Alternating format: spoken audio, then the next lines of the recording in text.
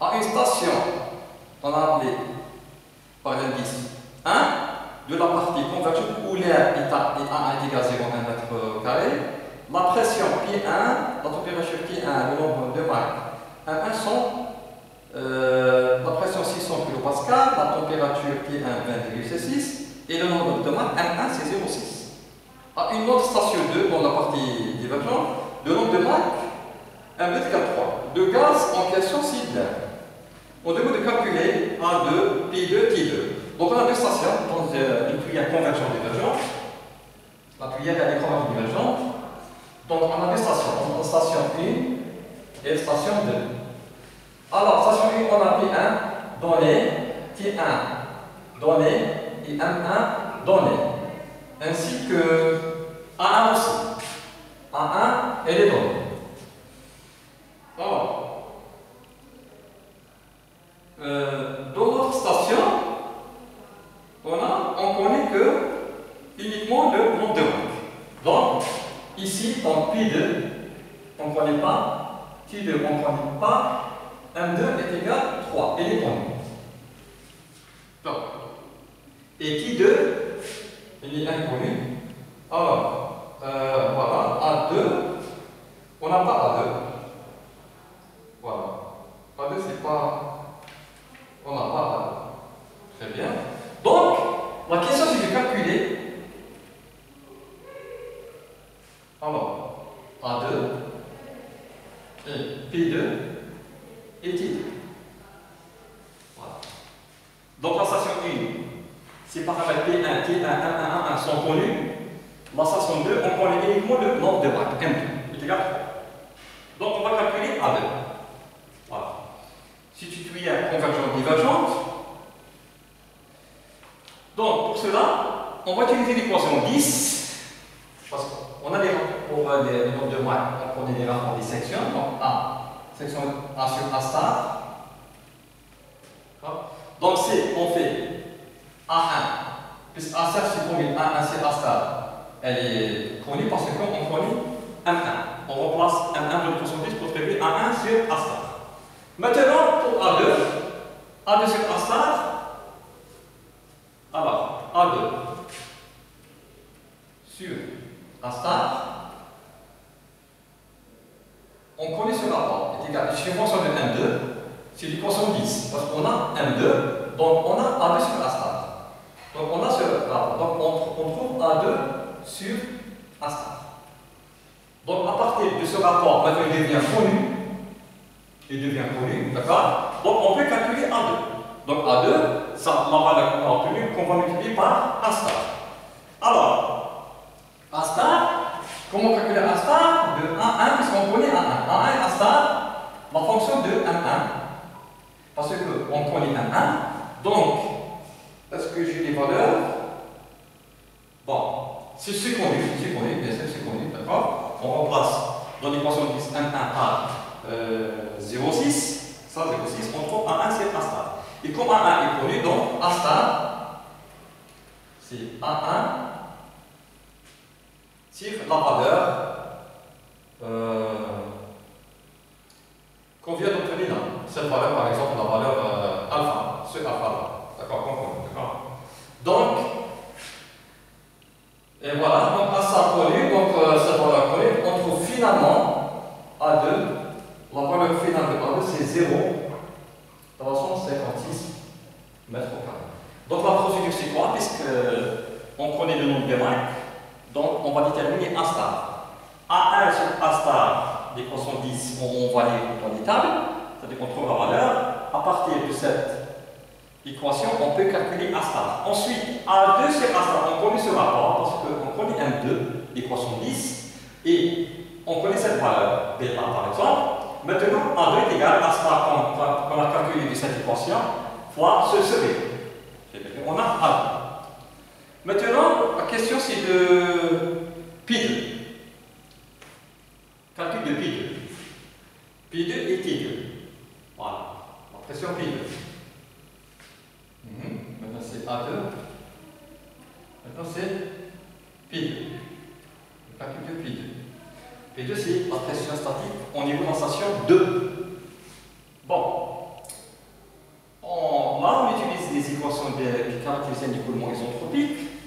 rapport entre les pressions d'arrêt et les pressions de stagnation.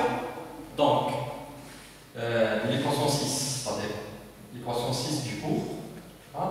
Donc, on peut écrire que, et on connaît P1, donc on sait qu'on peut écrire que P2 égale, on peut écrire que P2 est égal à P2 par P0, parce que ce rapport-là, on le connaît. Alors, par P0 par P1 fois P1. Donc, ce rapport, et ça c'est connu. P2 sur P0, on peut le calculer. Malgré qu'on n'est pas P2. P2 sur P0 parce qu'il est en fonction du nombre de Mach. M2. Ça, c'est le nombre de Mach M2. Donc, égal. 1 plus gamma moins 1 par 2 M2 au carré gamma par gamma moins 1. C'est l'inverse. C'est l'inverse, c'est moins ici. P0 sur P1, on peut le calculer parce qu'on prend un 1. Donc, la même chose. 1 plus gamma moins 1 par 2 1 au carré. Là, c'est un 1. Gamma moins gamma, c'est gamma moins 1. Et fois P1. Donc, toutes ces quantités sont connues. On n'a qu'à remplacer directement des valeurs. Donc, P1 c'est connu. Donc, on trouve P2. On trouve P2 égale 20, 84 kPa. Et, bêtement T2. Donc, c'est la même chose, la même procédure. Donc, on va utiliser les équations caractéristiques sur les écoulements isotropiques. Donc, T2 égale, alors, T2 par T0 fois T0 par T1 par T1. Parce que T1 c'est connu. Et tous ces rapports-là sont connus parce que les nombres de Mach sont connus. Donc T2 par T0 c'est 1 plus gamma moins 1 par 2 M2 au carré moins 1. Alors T0 sur T1, la même chose, 1 gamma moins 1 par 2 M1 au carré moins 1 et par T1. Et T1 c'est connu, c'est donné. Donc, on trouve T2 112,3 Kelvin. Donc, c'est tout ce qu'il y a pour cet exercice. Maintenant, on passe à l'exercice 5. L'exercice 5. Voilà.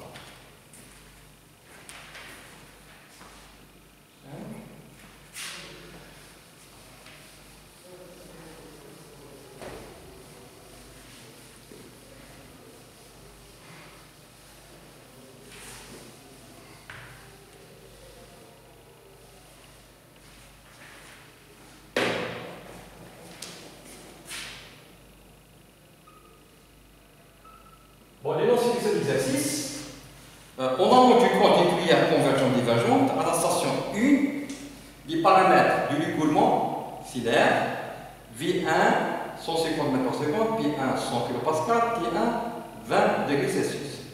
Si l'écoulement est totalement supersonique dans le divergent de cette tuyère hilaire du col est 0,1 mètre au carré, calculez le débit massif de cet écoulement. Donc on a une tuyère convergente divergente, ça c'est le corps de la tuyère. Donc à une station, on a un du corps, on a par exemple ici, cette station, la station 1, on a un du corps.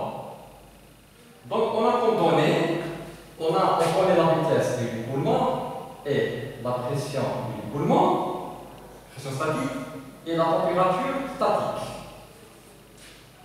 Et bien sûr, le corps, on connaît assez l'air du corps, la section du corps, elle est donnée. Maintenant, donc si l'écoulement est totalement supersonique dans les divergents de cette tuyère, l'air du corps est donné, calculez le débit massif. Le débit massif. Maintenant, l'écoulement est totalement supersonique. Donc tout cet écoulement est isotropique. Donc on est dans le cas d'une tuyère amorcé, c'est-à-dire le nombre de Mach. On est dans l'équation du débit maximal. Le nombre de Mach au niveau du col est égal à 1. Donc ici, MC, si l'indice ici c'est pour du col, en fait c'est 1 star égal à 1. Donc le débit massique est égal. Au niveau du col, star, U star et A star, en fait c'est l'air du col. Très bien. Maintenant, reste à calculer Rho star et U star. Rho star et U star. Maintenant, Rho star et U star. Ces paramètres thermodynamiques de l'écoulement. Bon. Alors, pour cela, on va utiliser ces équations-là. Rho star, par exemple, Rho star. On sait que Rho star, c'est à partir de l'équation d'état du gaz parfait, c'est P star à R T star. Donc maintenant, le problème revient à calculer P star et T star.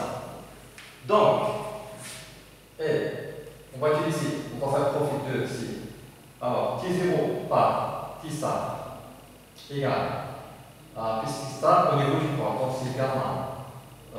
40 plus 1 par 2 et pi 0 par pi star, aussi c'est gamma plus 1 par 2 à la puissance de gamma sur gamma moins 1. Donc, maintenant, il nous reste, pour trouver ça, T0 plus 0. Bon, T0 plus 0, c'est les paramètres de cette équation constante de cet écoulement, comme nous avons compris. Donc, voilà. Donc, en utilisation 1, on connaît tous ces paramètres. Donc, M1, on le connaît, parce qu'on connaît V1 et T1. Donc, M1, c'est V1 sur A1. C'est racine de gamma R T1. Donc, égal. Donc, M1, on va trouver égal 0, 437. Et à partir de là, puisqu'on connaît 1, donc Pi0 par Pi1 égale 1 plus gamma moins 1 par 2, M1 au carré, gamma moins 1, si on connaît 1. Maintenant, on est inconnu, donc on peut calculer Pi0.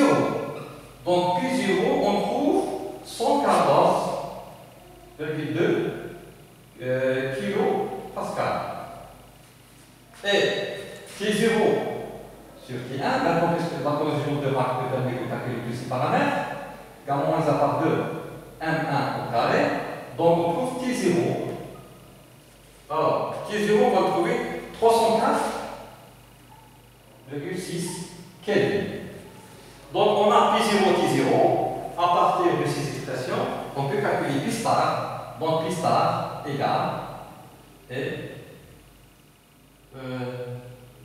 P star, on va trouver 60,33 kPa, c'est-à-dire on a P0, on peut calculer P star, gamma c'est un cas polaire, et T star égale, à partir de cette expression, parce qu'on connaît T0, donc on trouve T star à peu près 254 Kelvin. Donc on a P star, donc l'équation d'état du gaz parfait, donc on peut calculer Rho star. Rho star c'est P star c'est R T star. R constante quart du gaz considéré dans cycle oscillaire, c'est 287 R, c'est 287, c'est pour l'air, joule à kilogramme Kelvin. Ça c'est pour l'air.